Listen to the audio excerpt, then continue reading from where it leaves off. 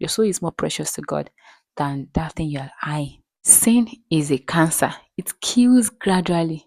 It destroys your soul like slow poison. Before you know it, you're gone. Hi, welcome back to my YouTube channel. I'm so happy to have you here today. So today, there's something that God wants me to talk to you about, and that is the rebellion. Things that rebellions will do to you. It's going to cost you a lot of things, and that is what you're going to discuss today, and how you can break free from the sin of rebellion. So let's dive in right into what we have today. The case study I want us to use today is the life of King Manasseh. King Manasseh was the son of Ezekiah, that popular king in the Bible that was faithful with God. Manasseh happened to be a child of a godly king, but after his father died, he refused to follow the path of his father. So also as a child of God, if you fail to follow the path of Jesus, we follow his instructions, we are indirectly also following the path of King Manasseh. The Bible recorded it in 2 Chronicles 33 verse 1 to 20. He recorded a lot of things that he did. My God. Bible made us understand it was one of the worst king that Israel ever had. He sacrificed his sons. He did a lot of things. I don't want us to go much into that. But you yourself check your life. Am I not doing worse? Bible told us that he replaced where they're supposed to be sacrificing to God. He replaced them with the sacrifice of Asherah, a lot of idols, even in this temple of God. And we were told that our body is the temple of the Holy Ghost. Our life is the temple of God that God dwells in us. So check, what is that thing that has replaced God in my life? What is that thing that you value so much more than God? If it is money, fame, attention, or anything that you yourself know that you value so much that if God should tell you that, give me this thing, you will never do it. That thing also has taken the place of God in your life. Is it your phone? Before you even talk to God, you have checked your phone, check for inbox, check for messages. You're worshiping your phone directly or indirectly. And our God is a jealous God. He can take anything that will replace him in our life. He definitely take them away. One major thing that grants the devil access into a man's life is sin. You don't have to think that maybe since you are not a murderer, you don't kill, you don't commit fornication or adultery, then you are not a sinner. Even someone that tells something that they call white lie, which Bible does not tell us that there's anything like white lie, you are also in the same category with people who are fornicating, committing adultery, a lot of things like that. You're also in the same category, and those sins are what? Rebellion. You're rebelling against God. I am not saying that it is not possible for a Christian to fall into sin, but a Christian should not make it an habit of committing sin often and often. When I look at the life of King Manasseh, he was a habitual sinner. That is his habit. He was committing sin back to back, and he was not even ashamed of it, to the point that he even led the people of Israel away from God.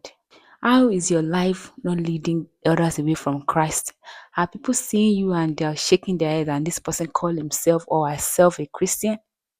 In that second Chronicles 33 verse 11, it says, therefore the Lord brought upon them the captains of the army of the king of Assyria, who took Manasseh with hooks, bound him with bronze fetters, and carried him off to Babylon.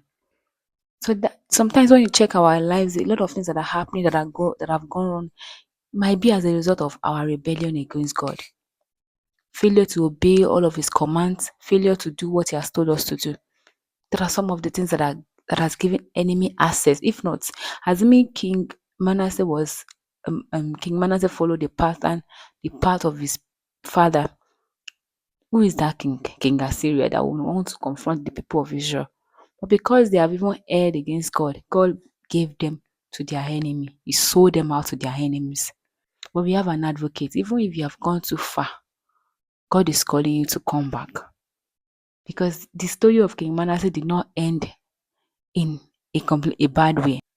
When he was taken to the Babylon, out of pains and agony that he was facing, because he's not going to be enjoying that place. He's not going to be enjoying. So also, anything, the pains that our sins has cost us, the pains, the torments that we are facing as a result of our disobedience and negligence of God's word, God is ready to forgive us. God is ready to restore us if only we can acknowledge our ways and come back to Him. He is always ready to accept us. In that verse 12, it says, "Now when he was in affliction, he implored the Lord his God and humbled himself greatly before the God of his fathers." Pain made him to realize that, oh my God, I have sinned. So at times, the pains we are going through might be God's way of calling our attention to Him that, my son, you're going too far. And he prayed to Him, and He received his entreaty, heard his supplication, and brought him back to Jerusalem. Into his kingdom, then Manasseh knew that the Lord was God. So most times, God, those pains are just a way of God bringing us back to our senses. But some people might decide not to even accept that and feel like I can figure things out myself. I have the intellect, I have the skill, I have the wisdom, I can figure things out myself. Forgetting the fact that God is calling their attention, which they know. A lot of people have given up because they think that they've sinned so much and God cannot accept them. God can accept you. God is so merciful to everyone who call upon His name. He said, "If my people which are called by my name will humble themselves and call upon me, that they will forgive their sins and He will heal their land." What is that thing that has become sick in your life? Is it your health, your family, your marriage? God is ready to heal you. Forget about what you have done. So far you have repented. Trust God that He's going to restore you. I wondered why after King Manasseh was taken to Babylon, they didn't even kill him, which means that God was not even interested in his death. That justified the verse of the Bible that says that God is not interested in the death of the sinners, but that all may come to repentance. So God is not interested in killing sinners. That's why sometimes it seems as if the wicked are prospering and living long, because God is giving them a time to repent. So also God is giving each and every one of us time to repent of our wickedness, of our wicked acts. He wants us to come to Him. Just as King Manasseh came to Him and God restored him all the years that he has led. I was baffled that nobody was crowned as king instead of him.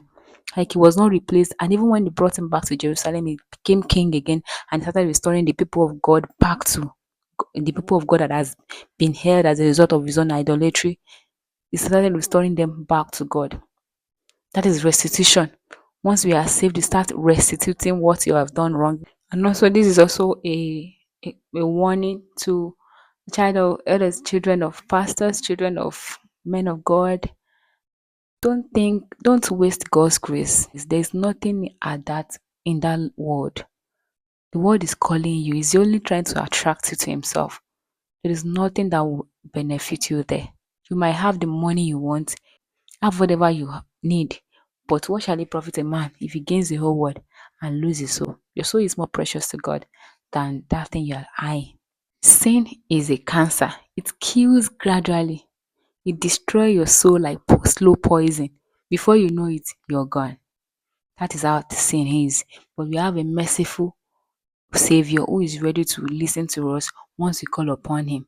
And I pray that the Lord God Almighty will show you mercy wherever you have rebelled against Him and open your eyes to see even those things that you don't know, the ways that you have been rebelling against Him.